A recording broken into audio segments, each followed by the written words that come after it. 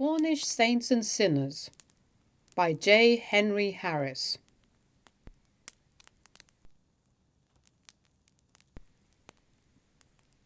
Chapter 29. The Coastguard station, with whitewashed walls gleaming, and flagstaff with whole yards all taut, makes a good mark along this coast, which is certainly not thickly populated now, to judge by the number of crumbling houses and villages partially deserted. The fishing coves hold their own, but the cry of "back to the land" has not been much heeded in these parts. The man in blue uniform, with spyglass under his arm, is always an attractive personage. He is so human, though official, so fresh and breezy, so ready to help the passing ship in danger and do grand deeds in storm and tempest. England's watchfulness and strength is writ large upon the coastguard station, and the men are uniformly intelligent and good-mannered. A strange mixture of blood, Great Britain in epitome, may be found in one small station we halted at, namely 2 Irish, 1 Scotch, 1 Novocastrian and 1 Devonian. Not a dash of Cornish blood at a Cornish station. A native might wink the other eye if his own flesh and blood did a bit of free trading in spirits and tobacco, and only run with his 2 left legs after a culprit related to himself. The men, as a rule, have seen the world, read a great deal, and passed their time in thinking, not very much else to do when on duty but watch and think. If you'll be good enough to listen, the coast guardsmen will talk. The seagulls are very chummy with the men, know the uniform, and like to come and help them in their garden patches. Guy told a man one day that the gulls were a bit out of favour just now with Londoners, because they had a weakness for sparrows, feathers and all. But the coastguard wasn't surprised at the gull, only at the sparrow. He thought that London sparrows were too artful to be picked up in that way by a simple seabird. He told us some stories about seagulls. They are fond of young kittens and puppies that nobody wants and throws into the water. The fur increases the luxury of the bonne bouche. Then rabbits. Woe to the young thing that they tap with their powerful bills. A gull will kill a rabbit caught in a gin and feast on its eyes. Then they are famous poachers, stealing the eggs of birds nesting in the cliffs and carrying off the newly hatched. But ravens and crows take reprisals and make the gull sorry at times. Our coastguard told us this little story. There was a gull sitting on a rock below this station, and I watched the pair day by day. The male bird is very attentive and feeds the hen, watches over her, and takes her place on the nest when she takes an airing. A pair of ravens took an interest in the proceedings, and one day, when the male bird was away foraging, they executed a scheme for robbing the seagull's eggs. It was very neat in its way. The ravens flew round and round the sitting hen, screaming defiance, but the hen only sat the tighter. Then they circled closer and closer and flapped their black wings in the hen's face. This insult was too much. The gull's blood was up, and she rose from her nest. Then the ravens separated, and whilst the gull chased number 1, number 2 picked up an egg in its bill and flew back to quarters, where number 1 joined it, and the 2 shared the stolen egg. Some people say birds have no reason. Well, I'd like to see cunning strategy better carried out. The silver-grey gull is in paradise in the fishing villages, and takes possession of the boats and quays and roofs of houses, and helps itself out of the flaskets filled with fish or from the heaps lying on the stones. A bigger thief does not live and escape punishment. If anything floats on the water in the harbour, the gull swoops down upon it, and it is gone. If anything is left unprotected, the gull has it. What a gull will eat, and want no liver pill, would make any other respectable bird on the wing bilious. But the gull is always bright and cheerful and ready for another gorge, and its natural store of gastric juice would set up a chemical factory. When fish is scarce, the gull goes inland and feeds upon the fields, or joins the noble army of poachers over gentlemen's preserves. On the wing, the gull is the spirit of poetry, and in storm, the spirit of the tempest. The fishers look on it as a friend because it hovers over the schools of fish swimming in the sea and warns them of approaching storm. The gull is the link between the fisher and his home, flies after the boats when they go out and heralds their return. The women look out of their windows in the early morn and see the gull resting and waiting for the offal to be thrown away when the boats land their catches. Then they know the boats are near, and that the men will be home soon, with fish strung upon their fingers for the morning meal. The gull is the household bird by adoption, and the women don't begrudge it what it steals. The dark rocks outside the fishing towns swarm with seagulls. Speckety brown gulls, grey and white gulls with ebony-tipped wings, gulls with brown and gulls with yellow beaks. Gulls flying, gulls swimming, gulls sleeping, gulls on outpost duty. Without these birds, the rocks would be very tame. A swarm of gulls in the air is one of the prettiest sights in nature, and then the cry of the gull is the cry of a human soul in agony, which perhaps it is. The Legend of St. Goeland. In the days when Lyonesse was land, a poor hermit dwelt upon a rock, whereon he had built for himself a chapel, which was but a shelter of rude stones, to protect him. But it was called a chapel because it had been signed with the sign of the cross, and he said his prayers therein. The rock was storm-swept, and was at the head of a bay, beautiful in summer, but terrible in winter. And the bay was only a trap to poor mariners, and every rock could tell its tragedy. St. Goeland was a Breton, born in a fishing village, and when he came across, there flew after him a seagull, which he had befriended. It was all the same to the seabird where it dwelt, if the sea was but there, and the bird wished to be with St. Goeland. The rock on which the saint built his chapel was known as the Gull Rock, and there was nothing living visible but solemn shags resting by night, and seabirds on the wing at all times. No human dwelling or habitation disturbed the pious meditations of the saint, who feasted when snails were in season, and on Fridays fresh fish was always brought to him by his devoted gull. At other times the gull brought seabirds' eggs and laid them down outside the chapel door.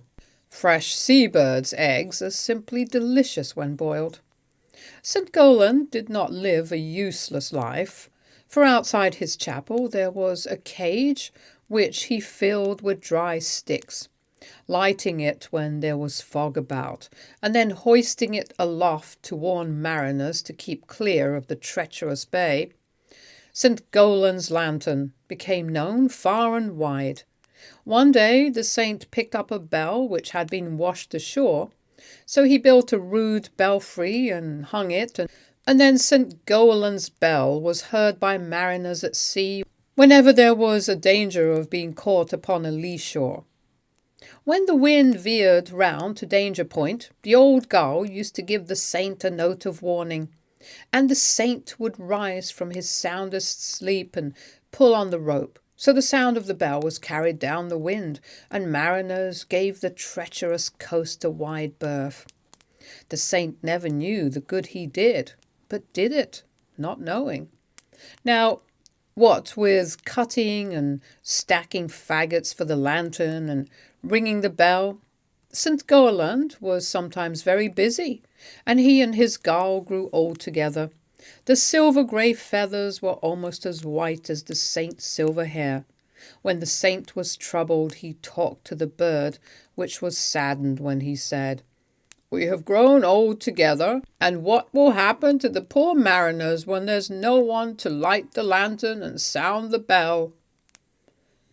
It came to pass that a ship filled with pilgrims was making for the land, and would have come and anchored in the bay when the wind veered and the old gull gave its note of warning. But St. Goland was too feeble to rise, and the tears came into his eyes.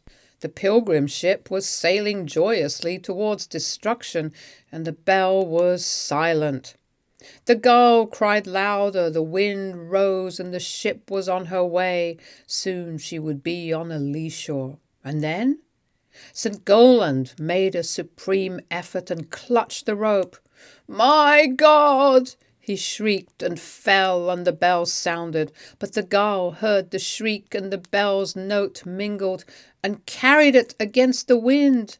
And those on board the pilgrim ship heard, and drew off the land, saying, "It was St. Goland's warning," which it was. Only they did not know that the saint passed away when the bell pealed his requiem. When the bell pealed his requiem. From that time the seagull's cry is that of a human soul in agony, mingled with the note of a passing bell. All mariners and fishers and dwellers by the sea know it well, and woe to the man who lays finger on a gull, except in kindness. "The seagull," said Guy, "is an utterly unproductive animal, fit for nothing but to look at. What it destroys is incalculable, and yet some yarn like this, invented heaven knows when, makes it almost a sacred bird." The bookworm had little to say, except that people were more influenced by sentiment than they knew or suspected. Guy pooh-poohed sentiment, and said he'd wring a couple of gulls' necks the next morning before breakfast. He went out with that idea, but a warning voice reached him. Then he tried to negotiate a purchase, and a big fist brought down in the man's palm warned him that the transaction was, in diplomatic language, delicate.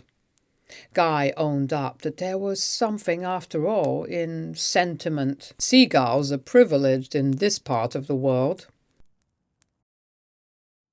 Chapter 30.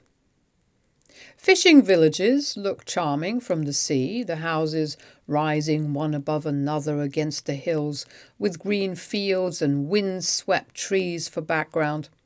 And they are very picturesque when looked upon from hilltops, with all their boats riding to their moorings, or sailing about in the offing.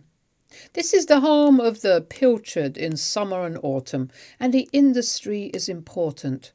When confectioned in oil and tinned, the pilchard is sardine. One of the most beautiful sights on the coast is the united fleets from Mevagissey, Polperro and Low, drifting on a clear dark night, with their riding lights twinkling. So peaceful, not a sound reaches the shore, for deep-sea fishing is a silent occupation. Fish are supposed to be very sensitive to sounds, and it is one of the deadly sins to whistle or sing on board a boat when her nets are in the water.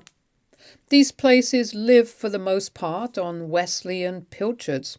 Speak well of both, and you may be happy.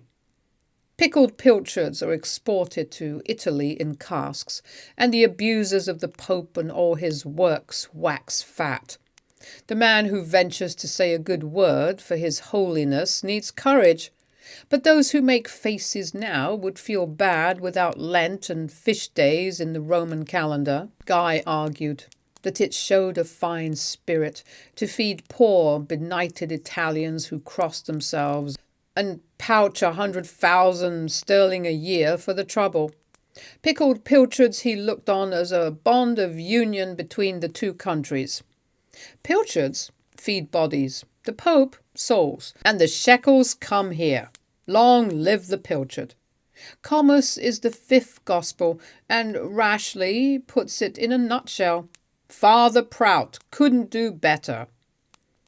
Here's to the health of the Pope, May he live to repent, and add just 6 months to the term of his Lent, and tell all his vassals from Rome to the Poles, there's nothing like pilchards for saving their souls. The incense of fish, fried and grilled, ascends to high heaven, or as far as it can reach in that direction, morning and evening, and when there's no incense, times are hard.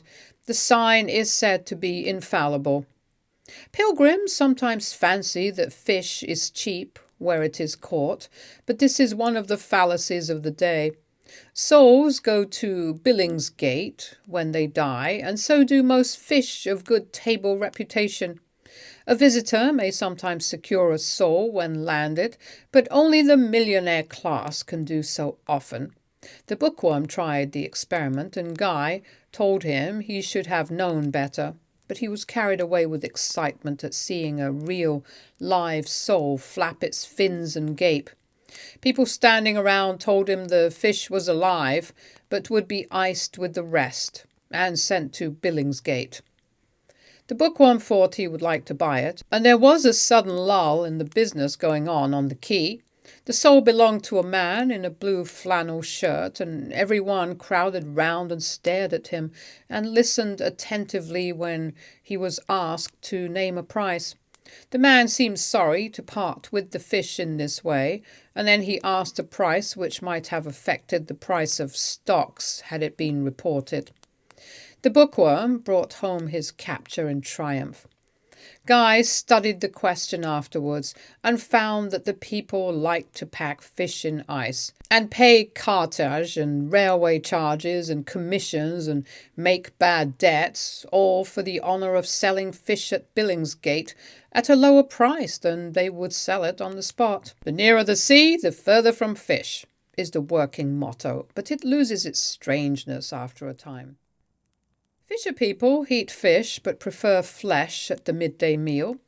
We found the man in a blue flannel shirt sitting on a post smoking a short clay, as black as ebony, and he told us that his boy Tom wouldn't even ask a blessing on no vish when it was served for dinner. I shan't ask no blessing over no vish, nor nothing but butcher's meat, says young Tom, and the man in the blue shirt told us he thought this thankless spirit resulted from too much schooling. A deep-sea fisher with a boat of his own is the most independent man in the universe, having no landlord, paying no rent, burdened with no tax on boat and gear, going and coming as he pleases. He reaps without sowing and is protected within the 3-mile limit by gunboats in the land of free trade. A blue water fisher is not ashamed of his calling, hiding himself under the title of artist in shrimps, or purveyor of lobsters, or merchant in mackerel and the rest. A fisherman, honest fisherman, is not too proud to be called what he is.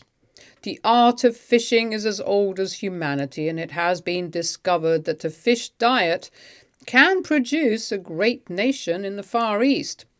Guy wanted to know why fishers are always called poor, and why sentimental tears were shed over their hard lot. Fish cost nothing to feed, yet fetch about twice as much as beef and mutton for the table, and so somebody made a good thing if the fisherman was poor. If the calling was a hard one must go to some other part of the world to discover it. And as for danger, cases of drowning at sea here are very rare. The moan of the 3 fishers doesn't suit the part in this place. Fish charms are comparatively rare, but fish oil is said to be good for weak vision, and the smoke from burning fish is a protection against evil spirits. The eating of skate accounts for large families, and a dogfish secures an heir male if eaten in the month of May. Kings and queens and all persons worried on this subject, please note, the curative effects of seawater drunk fasting are believed in. Some of the old people say they have never taken any other medicine. A master mariner told us that at sea, sailors would drink seawater instead of coming to him for a dose of trade out of the medicine chest. The bookworm said a medical journal had recently drawn attention to the subject and recommended it to people who rose bad-tempered in the morning. Certainly the ocean wouldn't miss a few bucketfuls, and mothers-in-law and MPs studying the questions of the day might go in strongly for the ocean cure. What a sweet-tempered world to live in then. And plenty of water for fish to swim in left. A deep-sea fisher has a good eye for colour, and every shade and tint upon the face of the sea and heavens he knows as well as any artist. Fish colours he knows to a shade of a shade, and when the sky has a queer look, he likens it to mackerel tints, and every tint is an omen to him. How many hours a day a fisherman passes looking at the sea has never been counted. There is, perhaps, some unknown fascination for eye and ear, something calling which will not be denied. We noticed an old man who seemed glued to a stump in a nice sunny corner, out of the way of the wind, and the old man took possession of it. The view from this post was seaward, of course, and when the old man wasn't gazing at the sea and clouds, he took off his sou'wester and looked inside of that. Sometimes he put something inside his sou'wester and then took something out and popped it in his mouth. The lining of his sou'wester was his storehouse of unexhausted tobacco quids. This was Uncle Tom and Uncle Tom's post, and the men in passing would hail him. "How are ye today, Uncle Tom?" To which he would reply, "Tolo."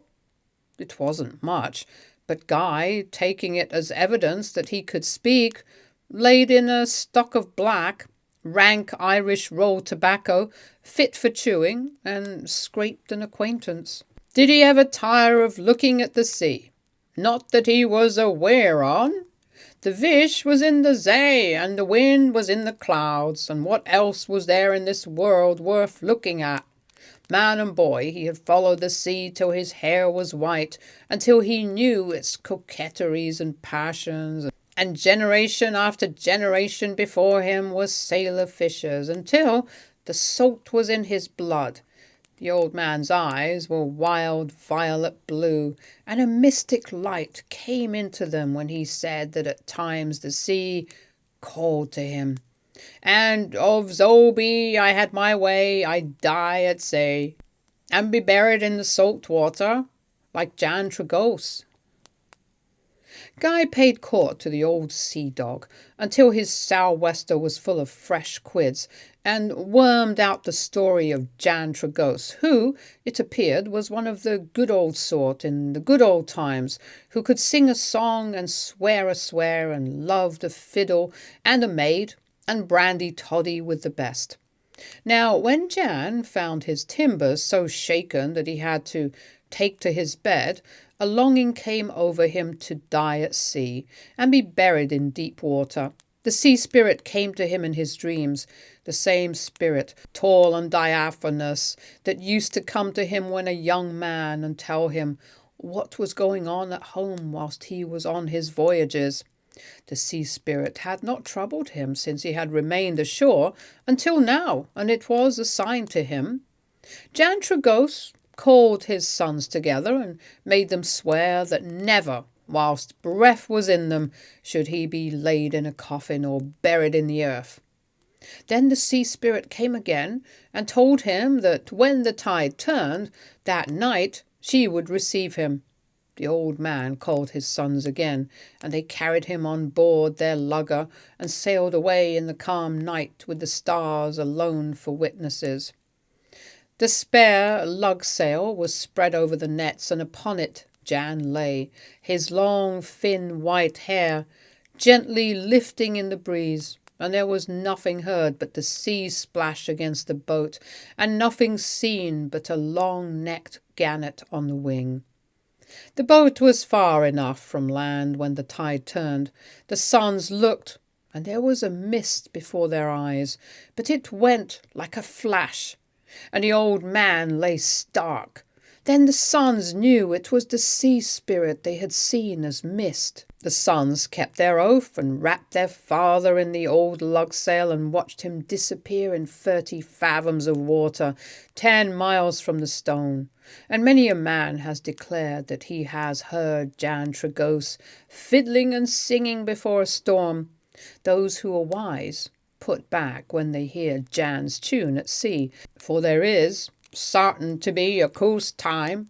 The salt is in the blood of these children of the sea, and has developed a strange mysticism, said the bookworm. Of course I don't understand it, he added quickly, seeing Guy brace himself up and put on his cross-examining air. It's there all the same, and the sea has voices and prophecies for them which we landsmen miss. And why not? The sea is as a human face to them, and they know when it is troubled with the spirit of passionate unrest. It may be that, like the fishes, they have a sixth sense, and can see dark shadows fluttering under cloudless skies, and hear voices from afar preluding passionate symphonies. These fellows are always looking on the sea, and no doubt spot things before we should. Wonder if they didn't. But why this highfalutin? Asked Guy. It may be magnetic phenomena, and these men unconsciously receive messages, but it is none the less mystical to me, said the bookworm, unruffled. I see. Kind of receiving officers to the clerk of the weather. The newspapers will come out with this sort of thing in the near future. Our special correspondent writes that a change may be expected soon. He feels it in the marrow of his bones. Or, our infallible predictor at the Land's End heard sea voices last night and recommends umbrellas and mackintoshes for the next week. Take out a patent in time and make a fortune. Ideas are money just now, rejoined Guy, holding out the red flag. The bookworm was provokingly unconscious. Chapter 31. Cornwall has a fascination for artists, and it is said that New Lynn and St Ives have many more reputations to make. On the south coast, where studios are few, we often saw artists of the unflinching, realistic school painting directly from nature, their models standing patiently enough in exposed places. And such models! There are grand heads and faces among these fisherfolk, and one can get models for saints or Vikings. A collection of sketches, made between Polperro and the Dodman, was shown us, which would do splendidly for every character in a passion play. Judas was there, who would and did receive his pieces of silver before sitting for his effigy to be drawn. He looked the part to perfection, and the sketches of women were splendid also, which is not remarkable, as they possess in these parts much of the languorous grace of their southern sisters, the eyes being incomparably beautiful. The sea is the mother of life and beauty, and that is why Venus rose from the waves. The birthplace of the goddess might have been here long ago, when the short, stiff galleys of Greek and Phoenician rowed along the coast, marvelling at its beauty after the pulseless shores of the tideless Mediterranean. Here were the dark cliffs and the sapphire waters falling on the golden sands. And in the early morn a soft diaphanous mist was borne onwards by the breakers, so those who saw said loveliness rose from the foam, and they called the vision Aphrodite, the awakening of nature into beauty. The mariners took the vision home, and Aphrodite, the life and movement of the sea, became the guardian of mariners, the morning and the evening star. The beach is the shy maiden, seeking always the shadow of rocks and cliffs, and running into caves to hide from the light of day. When adorning herself with seashells and rainbow medusae and deep-tinted anemones and all the treasures which the ardent sea casts into her lap.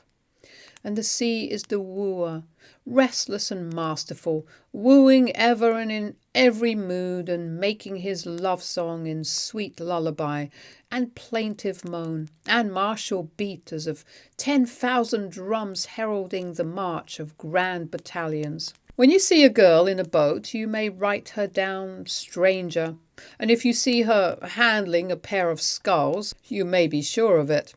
The mothers of the blue water men have as little as possible to do with the sea, and are content to admire its greens and blues, shot with flaming sky tints, and dream of heavenly costumes in like shades. At so much halfpenny per yard, strong prejudices exist in places against women having anything to do with boats. But custom differs greatly on the north and south coasts as to what a woman may or may not do. When the men come ashore, that women and cats, hares and rabbits bring bad luck is a very general superstition, so a woman never goes out with her husband fishing, and seldom steps into a rowboat where public sentiment is weak, and they can if they like, they don't like, and in places the art of making and mending nets is entirely lost to the women, though formerly to make and mend nets of all sizes was a part of every girl's technical education, and in a fisher's family her fingers were never idle in making good the rents made by rocks and the sharp teeth of the voracious dogfish. Guy said it was probably the fault of the men that the women left their boats and gear alone. On rivers and lakes where girls were encouraged, they took to boating like anything. And if there was a prettier picture than a girl sculling or a girl ate, he'd like to see it. The men had no doubt frightened the women in the course of centuries with stories of sea monsters and fairies, and no wonder they threw over net making and mending at the earliest moment. The sea has its booker, just as the land has its piskie. And there is the same uncertainty as to the origin of the one as of the other. We picked up a story, and the bookworm called it The Romance of a Booker. It is known to all fishermen living at the cove and fishing with crab pots, long lines, spilters and drag nets, that Booker could bring good luck or bad luck just as he was minded, but that he never interfered with any man who owned a big boat or went far away to sea with drift nets for the capture of pilchard herrings and mackerel in their season. Booker did not move with the times and got out of the way of great trawlers and craft worked by steam and motors churning up the sea when it was restful and defying wind and tide, but was content to lord it over those who went in and out in little boats and left him his share of luck upon the beach when they landed. The fishermen often saw him, when the water was clear, working in and out amongst the crabs and lobsters, half hidden with seaweeds, and it was always counted as good luck to see Booker at work, because he who saw was sure to have a fine catch. Sometimes he was seen when the mists rolled up, sitting amongst the shags upon the rocks, holding court amongst them, and the noise which the birds made was taken for song, so the fishermen of the cove called the mist music, and they say to one another that the music is coming off the land when the mist is rising and rolling away in clouds. Booker was not always Booker, but a young prince who loved a maid, tall as a lily, refreshed by a shower, but alas, shut up in a convent to be out of his reach. Then he grew desperate and bribed a wise woman to change him into a pigeon, so that he could come and go, and the maiden took the pigeon into her cell and hid it in her bosom. The prince won the maiden's heart, and she grew more lovely and contented, which was her undoing, for the lady superior thought something must be wrong when a maiden under her charge was happy.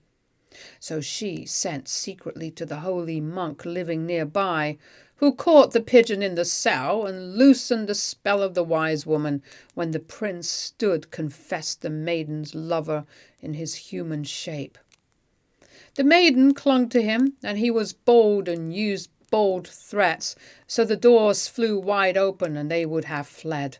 But the holy monk cursed him with a curse and turned him into a booker for 1,000 years, or until such time as he should win woman's love.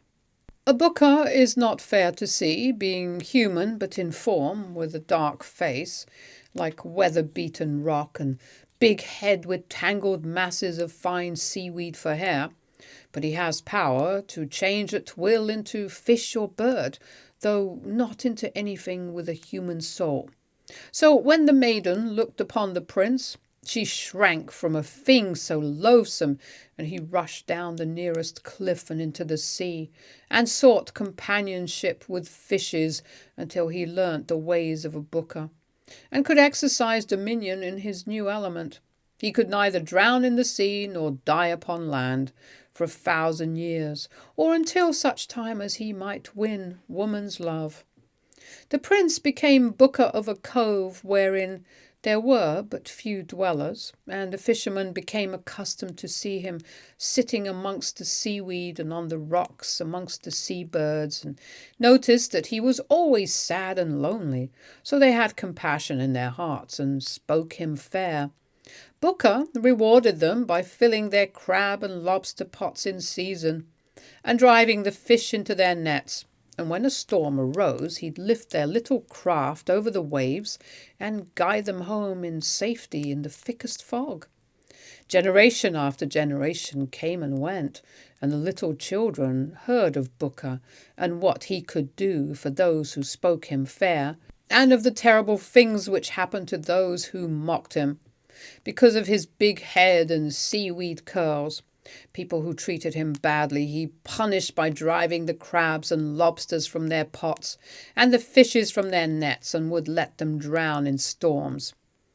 One of the cove fishers was Uncle Malachi, who, when he was old, was left with a little maid, a grandchild, to bring up, and he took her in his boat with him, teaching her all he knew. People laughed and said it was unlucky to have a maid on board a boat, and it seemed so, for Uncle Malachi went out and returned with empty pots and nets. One day the little maid fell into the sea, but Booker held her up until Uncle Malachi reached his gaff and gaffed her in. From that day he never wanted luck when he took his little maid with him, and Malachi's luck became a saying in the cove for a good catch. For centuries the booker lived at the cove, lording it over fishes and fishermen, and never thought to cut short the terms of his punishment by winning woman's love. But when he held up the little maid in the sea until Uncle Malachi gaffed her, an idea came into his head, and his heart throbbed. The little maid grew beautiful, and her lovers were many, but she gave her love to Seth Barton, who was as dark as she was fair, and passionate as he was dark. None of the fisher lads dared so much as lift their eyes to Uncle Malachi's little maid when he was near. Seth was a crabber, and took over all the old man's pots and gear and boat when he was laid to rest. And he was married to the little maid, and they lived in the old house with the windows looking on the beach. In the linhay at the back, Seth placed all his gear wanting mending, and Grace was deft with the needle, having been taught by Malachi to make nets and mend them, to bait the long lines, and do all that a boy might do on the boat or on shore. Only Seth would not take Grace out with him, for there was a saying, "A woman in a boat is a devil afloat," and he was a fisher and feared bad luck if a married woman put foot over the gunwale. Now, when Seth Barton was at sea, Booker would come into the linhay and make and mend the nets and gear, so that Grace had little to do. By and by she grew accustomed to Booker, who came and went as he pleased, and when he pleased no one could see him, so it was no good for Grace to shut the door and say he should not come. Booker, in fact, was often with her when she did not know it, and in her dreams she was wooed by a handsome young prince who took her thoughts from Seth and filled her with passionate longings, so she was never so happy as when asleep and dreaming dreams. When she awoke there was only Booker with his seaweed hair and ugliness, so she had no idea that the lover of her dreams was Booker, the prince of olden days, when the soul of a man beamed in his eyes.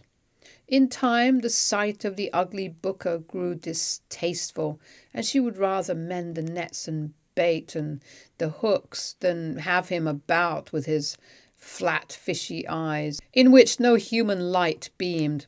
And Seth, when he heard of the visions, grew jealous. And Grace held her peace, but was rude to Booker, telling him in scorn that if he were but as her dream lover, she'd follow him over sea and land. Then Booker knew he'd never win woman's love, and he must abide his 1,000 years. One night, however, Grace dreamt a dream in which her prince lover pressed her lips and eyes and whispered softly, so that she rose in sleep and followed the vision, which passed over the sea. She unmoored Seth's boat and took the oars, but Booker was there, and lifted their weight, and drew back the waves that scarcely touched, so that the boat travelled fast, and Grace still slept.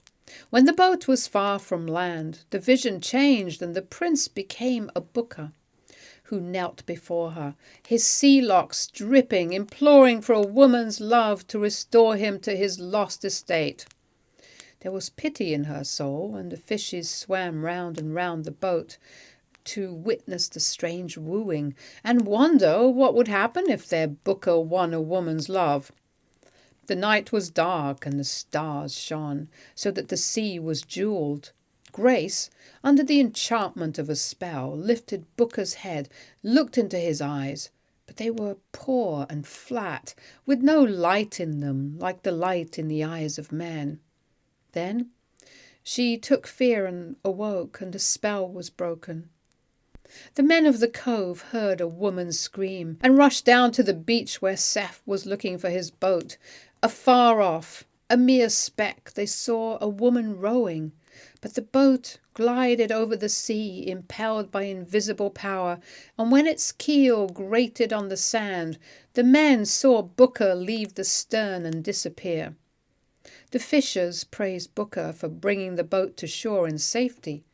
Only Grace knew, and kept her secret, as a Cornish woman can, until she grew old, and then she told it to her children. Those who have the right sort of eyes may see the Booker, whose 1,000 years of doom are running out, and no woman's love has come to shorten it. But the little boats are disappearing from the cove, and big boats go to and fro, churning up the blue water and sounding steam whistles, and Booker has told the seabirds and all the fishes, the crabs and the lobsters, that when he disappears there will be none to rule over them. The cove maidens are not taught to row and handle boats, and you may go there and never see a woman touch a boat or mend a net, for fear that Booker may take a fancy to them and slock them out to sea, and they don't need the warning twice.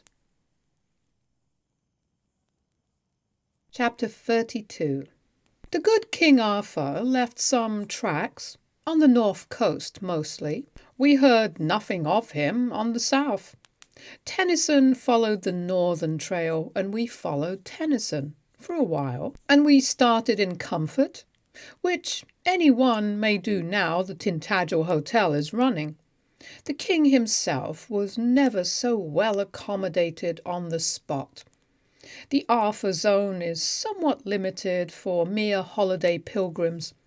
The Lioness is out of it now, so the area is about from Bude to Camelford and back again, following the lines of desolation and tumuli. The anniversary of the king's birthday is still celebrated by the ringing of bells under the sea between Bude and Boscastle. We didn't hear them, but some people say they have. We had a wet Sunday, a day of pitiless rain and gloom, a day to be remembered as long as human sensation of the dismal lasts. Everybody took to letter writing and addressing postcards. So the morning passed, and it was cheerful to hear someone say it would be all right after 12. It was always all right then. We struggled on, and still it poured. There was some wind, but it was the rain which took possession of us, and Guy suggested that the Gulf Stream had gone wrong this time, and was pouring out of the clouds. We explored the hotel and tried smoking and sleeping and smoking until we were awake again and began to take an interest in our fellow pilgrims. The bookworm talked King Arthur in the drawing room when only a few were present, but the news somehow spread through the house and he soon had an audience and everybody a Tennyson in pocket. Guy said the little beggar must have been grinding secretly in order to surprise us one day. The surprise came now to all who had been reading up Tennyson with the view of following in the footsteps of Arthur, from battlefield to battlefield, from cradle to grave, and all within the borders of the duchy, to find that Arthurs were plentiful, and that there was one at least for each kingdom in Great Britain. And one across the water. The mythical Arthur, the historical Arthur, and the Tennysonian Arthur were reviewed. A lady visitor in spectacles said Arthur was her ideal. One reason, she might almost say the one reason, for her coming into Cornwall was to visit Tintagel, his birthplace, and pay homage to his sepulchre if she could find it. Guy said her sentiments were exalted and sustained one on a wet Sunday. He was sorry that he did not know as much as his learned friend the bookworm, but he had a sort of impression that Arthur was not happy. The lady sighed and put all the fault upon Queen Jennifer. Arthur was her ideal, but alas, he allowed the Queen to have too much of her own way, and should have interfered when she broke the china and threw her jewels into the river. Guy confessed himself interested in this free handling of the subject, and learnt the lady's views on the subjection of women, within limitations of course, to the men who found them in bread and butter and pocket money. A young lady interrupted conversation by giving a recitation, and everybody pulled out Tennyson and read marked passages to one another, and so the evening slipped away. Still, it rained, but we didn't mind it now, especially as we had been informed on good authority that it always cleared after a downpour. The bookworm enjoyed himself most when buttonholed by an antiquarian who listened with an ear trumpet whilst he explained that it was of no consequence whatever whether King Arthur ever existed, because he was an idea.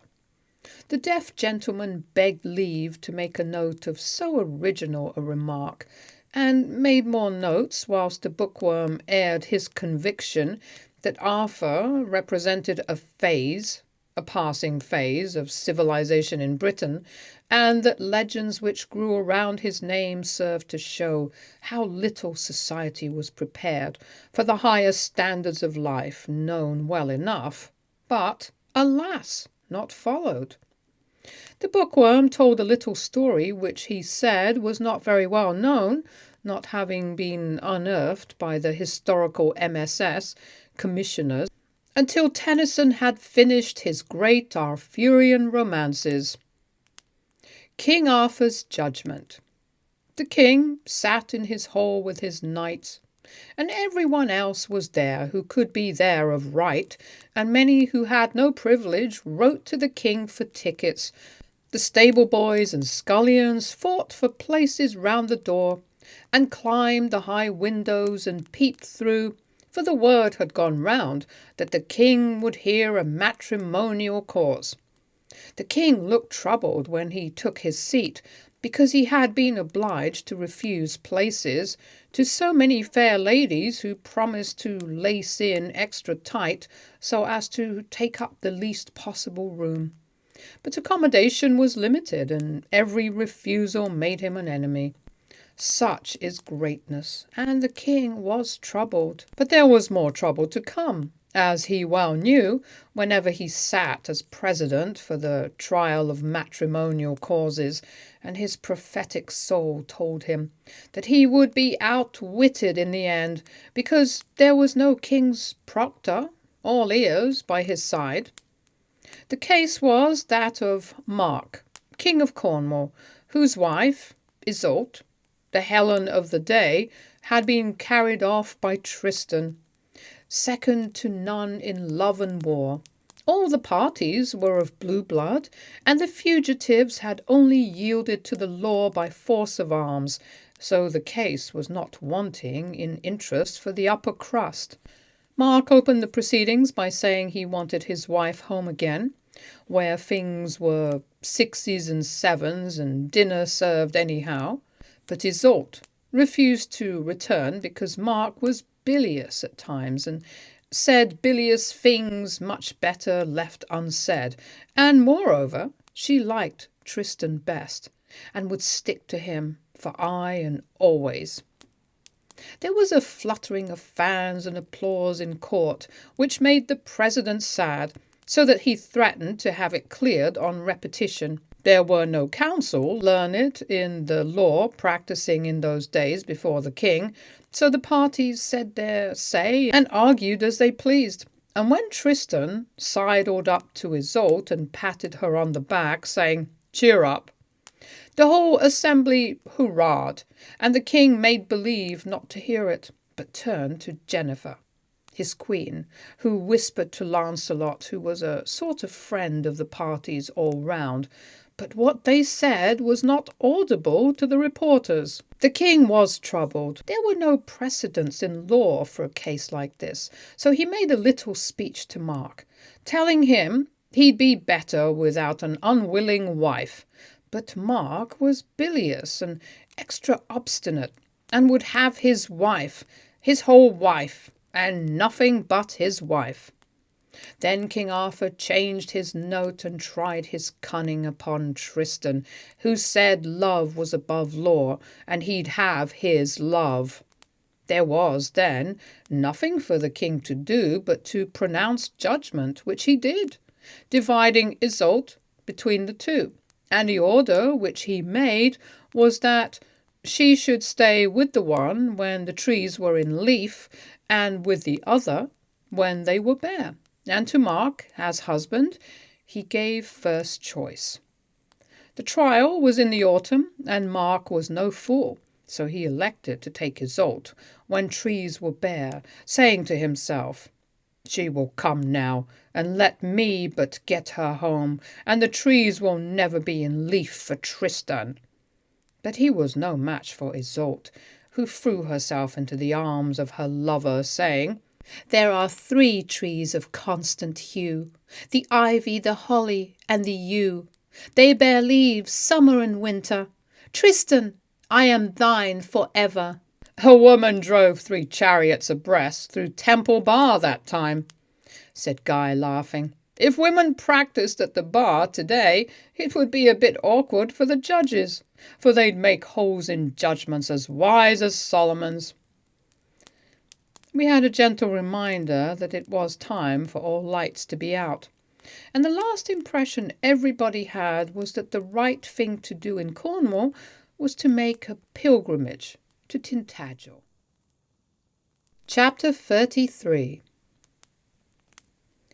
That enlightened citizen of the United States, Mr. John B. Bellamy, left his name writ large in the visitor's book. He was keen as ever on collecting relics of the late king, and inquired if the Holy Grail was yet on view at the castle.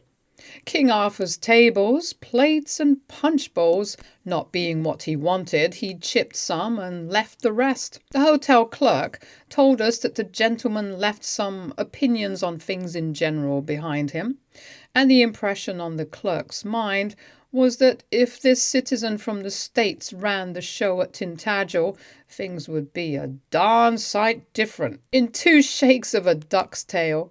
Sea and land and sky were deliciously clear when we started for the ruins, and the atmosphere was so buoyant that we could not bear it more so when walking without flying off into space. I don't suppose it makes much difference to a fellow where he's born, but I'd like a more cheerful place to live in, said Guy, throwing himself on the turf and pulling his hat over his eyes. A stiff climb up slippery stone steps with samphire growing perilously near brought us to the fortress, and what there was in stone suggested little by way of poetry or romance. Guy had made up his mind beforehand to see something quite different, Tintern Abbey, or Warwick Castle, or something. But this, as he couldn't see what he wished for, he would see nothing, so tilted his hat over his eyes to keep off the sun and hide disappointment. We left him where he lay and rambled. A fine bit of rock scenery, even in Cornwall, and worth looking at, is this. If there had only been a tempest and all the elements at war, their chorus of thunders drowning the seabirds' cries. But today it was sunshine and peace, and nothing to tell of war but sharp-pointed rocks and landslips and slides telling their own tale writ large. This is the very place in which Arthur should have been born, said the bookworm, when Guy, tired of his own discontent, joined us. I don't see any reason for it, said Guy. No, when Arthur first opened his eyes upon this rock, what impression do you think he received? This was a fit cradle for great things in a great mind, and this man was great. Never lived at all, perhaps.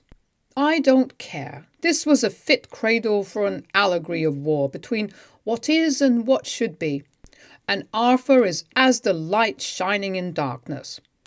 Have it your way, said Guy, but wouldn't some other place do just as well? Quite. If the first impressions of the newly born were of eternal struggle, Arthur was born for the world and not for a parish. I think we'd better clear, said Guy sharply. Here's the lady in specs, and the antiquarian with the trumpet, and the whole crew. They've all got their Tennysons, and I can't go over it again. If the place was only a bit like it, I wouldn't mind. Dosmery Pool is a cheerless place at its best. It is situated in a sad-coloured region, wherein stones grow best, and everything that has life struggles for existence. This is the place that Tennyson selected for the King's death, and the mysterious disappearance of his famous sword Excalibur. In Arthur's time, the mere was better worth calling a lake than now, but the stones and barren lands and hills and general wishedness of the place are pretty much the same. The locality is marked as about 1,000 feet above sea level, and in winter the place is said to be more breezy than pleasant.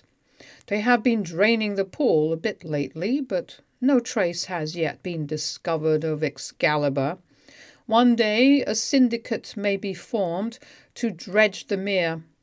An arm, clothed in white samite, mystic, beautiful, holding King Arthur's sword with jewelled hilt, and every jewel worth a king's ransom, would be worth a trifle, and make the poet's reputation as an historian. Some people are never satisfied until they can see and handle things.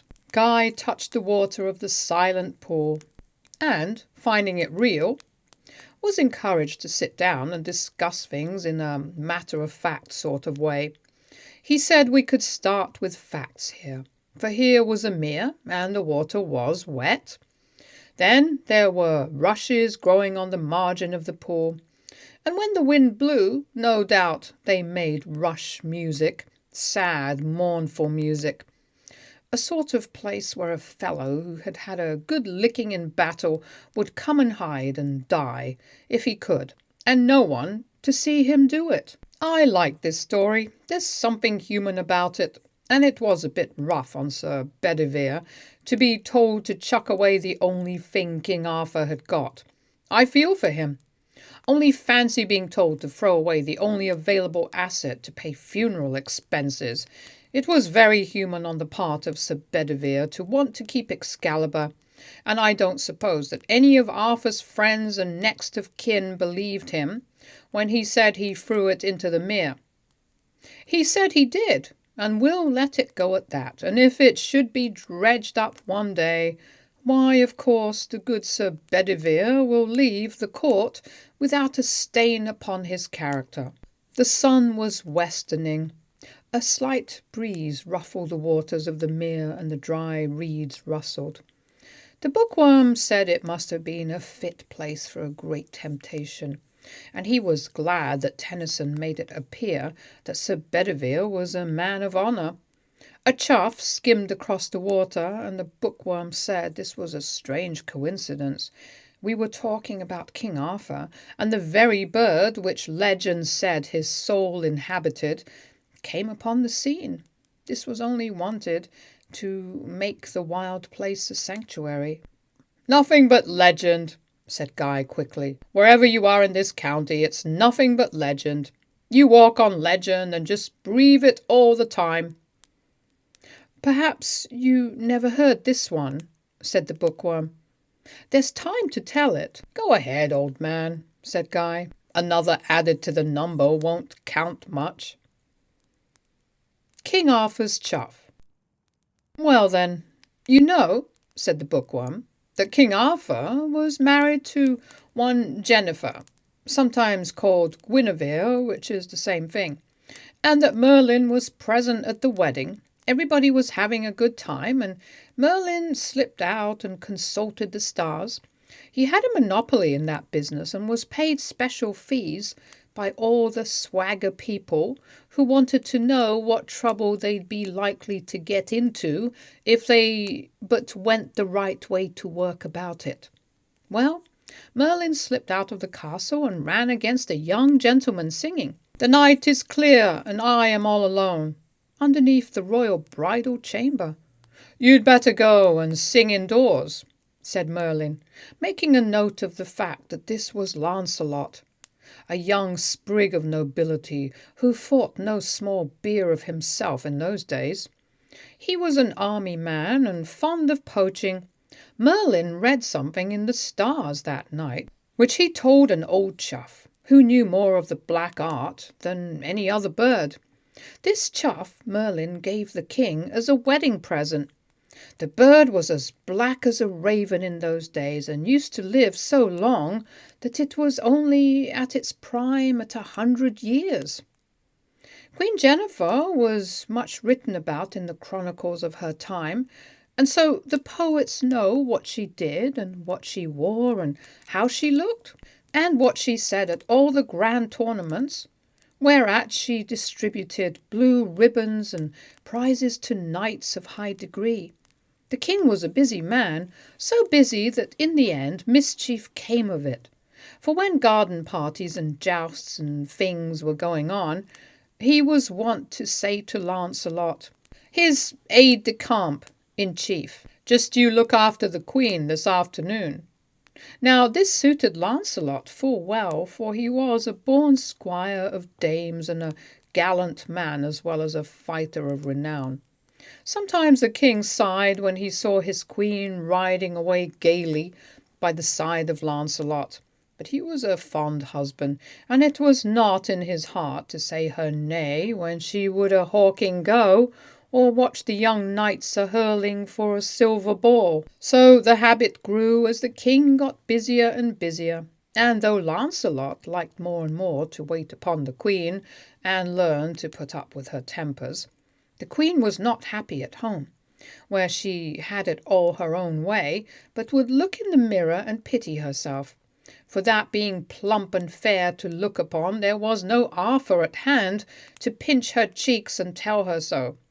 At times she even grew weary at hearing how good Arthur was, and would exclaim in her tantrums, "What care I how good he be?" And to her little waiting maid she would say, "By my faith, I could do with less goodness abroad and more comfort at home."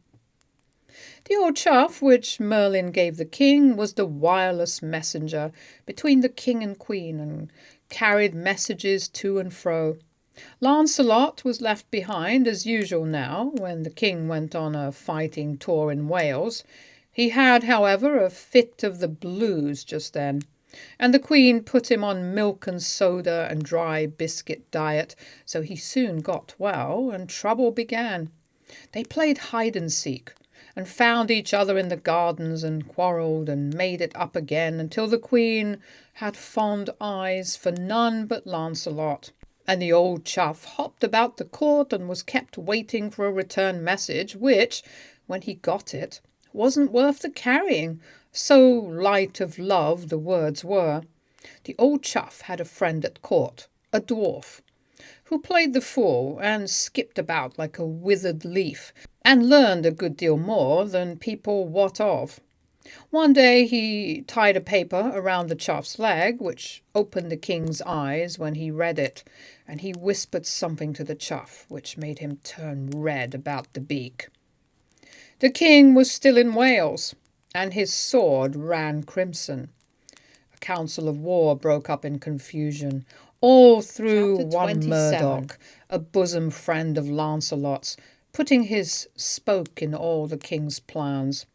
It was Murdoch's turn to sleep on the mat outside the king's chamber, and the old chuff, acting on information received, kept his eye on Murdoch.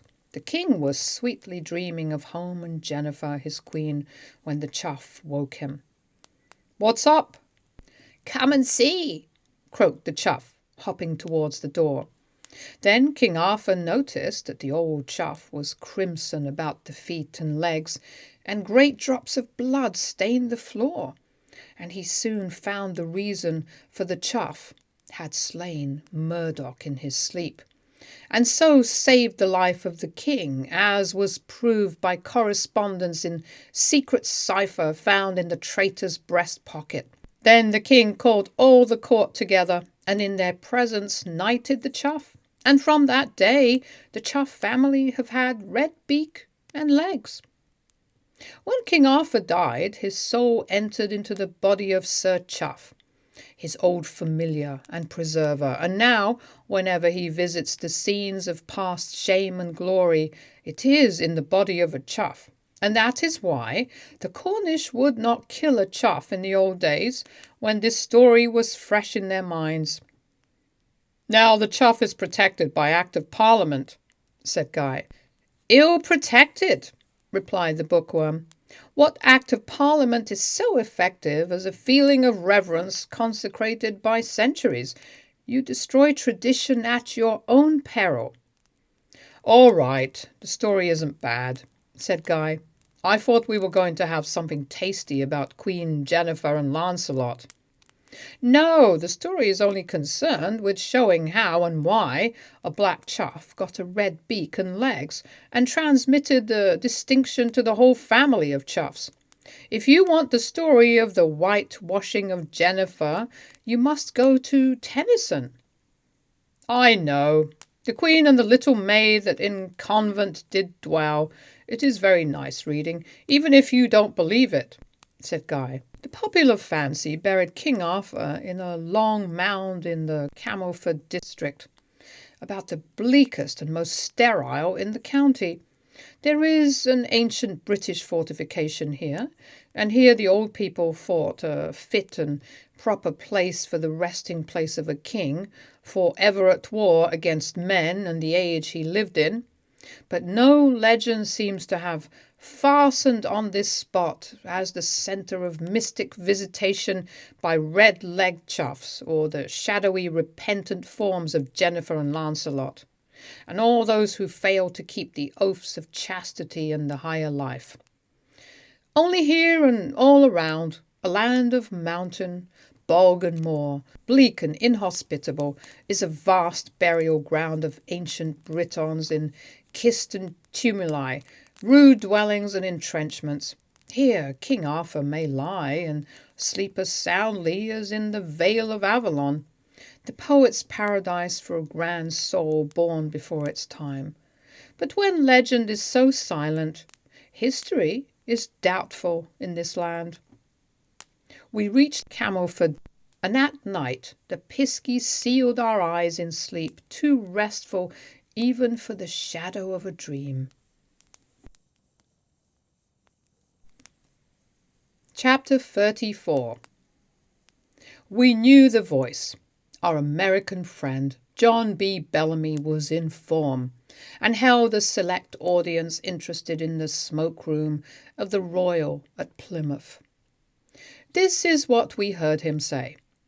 "Why, gentlemen, the people of this old country don't know a good thing when they've got it. What is it? All of it, for making a pile. Why, gentlemen, every breath of air is worth dollars. Your skies are worth dollars. Your seas are worth dollars. All your old piskies and saints and giants are worth dollars. Just ask John B. Bellamy to run the show. Why, gentlemen, we in America make dollars. We can't help it. Then we get tired, but must go on because we have nothing else to do. A man may make dollars in the States faster than he can give 'em away. I know a man who has charity checks signed by an electric machine, and still his pile grows, and he says it'll pay to give away all he possibly can now, rather than let his heirs pay death duties, which will be quite a sum on his little concern, for he is a small man compared with some. These are the men who want a place like this to come to when tired of pile raising. You may say, gentlemen, some other place your side of the pond will do just as well, but it won't. You can't work in this country. John B. Bellamy has tried it. Why, gentlemen, in the States you must work, and when the day ends, you don't know you've finished, but go to bed looking for a job. But here, there's something in the air, and you just don't want to work, and don't care if the whole darn sublunary universe tumbles into space. That's how I feel. Just put up a big board, gentlemen, and advertise Cornwall to let. Leases of life renewed to men with dollar piles and tired of trying to be tired. You'll have 'em tumbling over in shiploads, for it'll suit their complaint, just like Lancashire air suits cotton. It'll just suit the Cornish complaint for them to come. Now that fish, tin, and copper aren't all flourishing. I don't want to work here. I tell you honestly, I don't want to work. When I return, I'll tell my friends that I've located the place in which I don't want to work, and all the gold bugs and pile drivers will come round and want the receipt. I'll just tell them it's the Cornish air, and Cornish skies, and Cornish cream, and Cornish everything. The place where old Nick built churches, just for want of something to do. That'll be a new sensation in the States for men with piles wanting an extension of time to look around before the next of kin pay the death duties. No, gentlemen, no thanks, if you please. These are the honest opinions of John B. Bellamy, citizen, USA, and if you want a man to run the show, why, that address will find him. Paddington once more. Evening papers, extra specials, autumn sessions, panic on stock exchange, revolutions, anarchies. Great Scott, where on earth have we been living? Said Guy excitedly. Hi, boy! Papers, all of them! The end.